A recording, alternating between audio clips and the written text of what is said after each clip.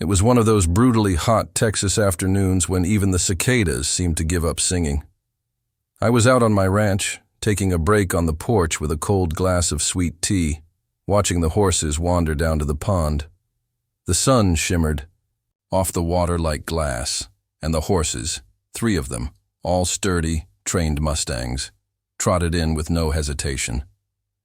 They knew the drill. Every few days, especially during a heat wave like this, I let them wade in the pond to cool off. It helped keep them from overheating, and frankly, they seemed to love it. Splashing, snorting, rolling around like giant dogs. It was peaceful, quiet, until it wasn't. The voice came from just beyond the fence, sharp and nasal, like nails on a chalkboard. "Excuse me!" I didn't have to look. I already knew who it was. We called her HOA Karen around here, though not to her face.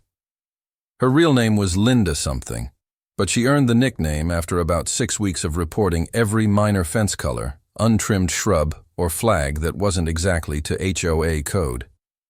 Her house was in the subdivision that bordered my ranch, tight little rows of homes governed by an HOA that thought it had the authority of Congress.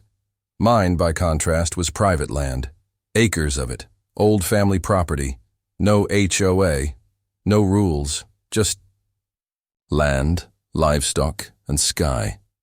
She was standing just beyond the barbed wire line, clutching her phone like it was a badge. Her sunglasses sat too high on her nose, and she wore one of those sun hats that looked like it belonged on a reality TV show about suburban drama. "You can't just let animals into the water like that," she shrieked. "It's a violation of HOA policy, and probably a health code issue." I calmly stood up and walked down to the fence. "Afternoon, Linda. That pond is entirely on my property." "I don't care. That water seeps into the shared groundwater. You're contaminating the whole neighborhood." I blinked once. "Ma'am, it's a natural spring-fed pond. It's been here longer than your subdivision." "That doesn't matter. You can't have livestock swimming." "What if they poop in there?" "They don't," I said flatly. "And again, this is private property." She waved her phone at me, recording. "I'm calling the police.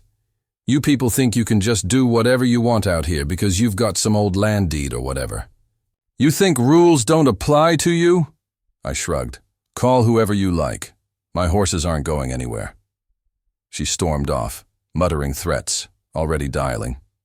I could hear her telling the 911 operator that there were illegal animals, trespassing in a neighborhood water source, and that someone needed to come handle it. I sighed. The horses were still in the pond, splashing and shaking water off their manes. One of them looked up, water dripping from his nose, and snorted as if he could sense the drama unfolding nearby. About 15 minutes later, I heard sirens, in the distance. She really called the cops over swimming horses. I leaned back against the fence, arms crossed, waiting for the show. Karen, Linda, was standing in her driveway by the time 2 sheriff's deputies pulled up, looking more annoyed than concerned. She rushed over to them like a contestant on a game show, waving her phone and pointing dramatically at the pond. "They're right there, just polluting everything. It's probably illegal. Can you please do something?" I stayed silent, just nodded at the officers when they approached. "You the landowner?" one asked. "Yes, sir." He looked out, at the pond, where the horses were still enjoying themselves. "You letting them cool off?" he asked. "Hot day," I said. "They're working horses." He gave a slow nod. "We'll take a look. Mind if we come up?" "Not at all," I said, holding the gate open. As they stepped onto the property, I saw Karen's expression shift. She thought she'd won. What she didn't know, what she never thought to ask, was who those horses really belonged to. The gravel crunched under the tires as the 2 sheriff's deputies rolled up my driveway. Dust swirled behind them in a lazy cloud, catching the sunlight like smoke. I stood at the open gate, arms crossed, leaning against the fence post. The horses were still in the pond, tails swishing lazily, unconcerned with the drama unfolding. Meanwhile, HOA Karen was practically vibrating with excitement across the property line. Her phone was still recording, like she thought she was starring in some viral exposé. The first deputy stepped out, tall, broad-shouldered, mirrored sunglasses, hiding whatever reaction he might have had to her rant. The second followed, younger, glancing between the pond and the very angry suburban woman waving her phone around like a sword. "There they are!" she shouted, pointing at the horses as though they were dangerous criminals. "You see them? In the water. And he's just letting them do that like it's okay." The older deputy walked up to me, nodding. "Afternoon. Sir, you the property owner?" I nodded. "Yes, sir, all of it. Got a complaint about animals in the pond over there," he said, voice neutral. "Yep, they're mine. Well, technically not all mine, but they're stationed here. It's hot, so they're cooling off." The younger deputy squinted toward the water, clearly trying to process why this warranted an emergency call. Karen stormed closer, still on the other side of the fence. "You need to do something. Those animals are contaminating the water table. That pond could be connected to our neighborhood irrigation system." The older deputy ignored her and looked at the horses more closely. His brow furrowed as he stepped a little closer to the fence, then looked back at me. "You mind if we get a closer look at their tags?" "Not at all," I said, opening the interior gate that led to the pasture and pond. We walked across the short field together, heat radiating off the cracked soil. The horses were standing in the shallows now, water up to their knees.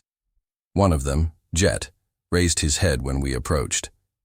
I gave a low whistle, and he walked over obediently. The deputy moved slowly, not wanting to spook him, and leaned in to read the small metal tag clipped to Jet's halter. Then he paused. He pulled out his radio. "Dispatch, can you confirm tag ID 27 Bravo 9 Gulf? Belongs to a federal asset. Over." Karen's voice screeched from behind us. "Federal asset? What does that mean?" The younger deputy turned his head slightly, murmuring into his shoulder mic. After a few moments of radio static, the response came through. "Affirmative. That horse is part of a rotational unit assigned to U.S. Border Patrol, stationed for pasture access in northern Webb County." The older deputy looked at me. "You got a grazing agreement with CBP?" "Yes, sir," I replied. "Signed. And active.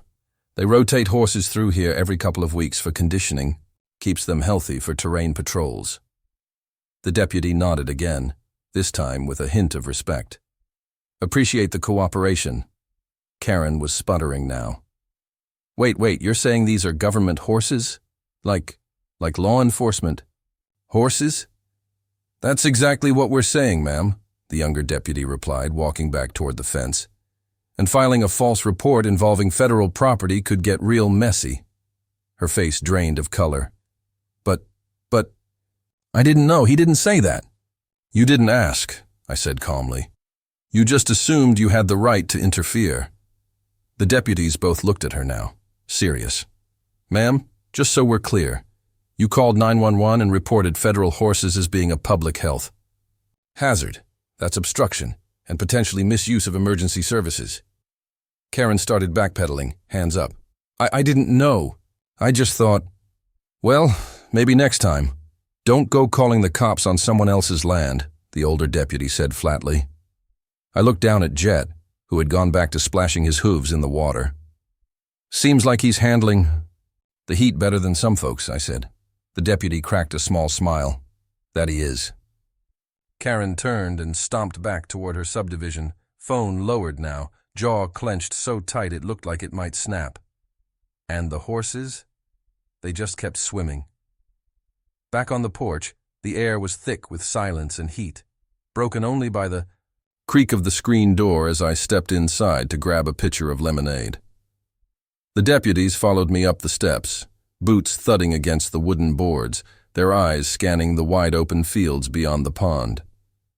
From this angle, the land stretched out like a painting, rolling grass, lazy oaks, and in the middle of it all, 3 federal horses chest-deep in water, enjoying every second of their unauthorized spa day. I poured 3 glasses, handed them out without a word, and took a seat on the porch swing. The older deputy took a long drink and nodded in appreciation. "That's the good stuff. You make this yourself?" Family recipe. Heavy on the sugar, light on the fuss. The younger one chuckled, glancing toward the still visible figure of Karen pacing on her driveway like a storm cloud that had lost all its thunder. That lady calls y'all often? Third time this year, I said. Once for letting my rooster crow too early. Once because my barn looked abandoned, which just meant I hadn't painted it in a decade. And now this. The older deputy leaned back against a porch post. Well, this time she picked the wrong fight. Border Patrol takes those horses real serious. You got your agreement paperwork handy? Just in case? Already made copies, I said, pulling a folder from a drawer by the door and handing it. Over. Signed by the regional CBP supervisor. I've had this deal for 4 years. He thumbed through it, nodded, and handed it back. All in order. Honestly, we figured it would be.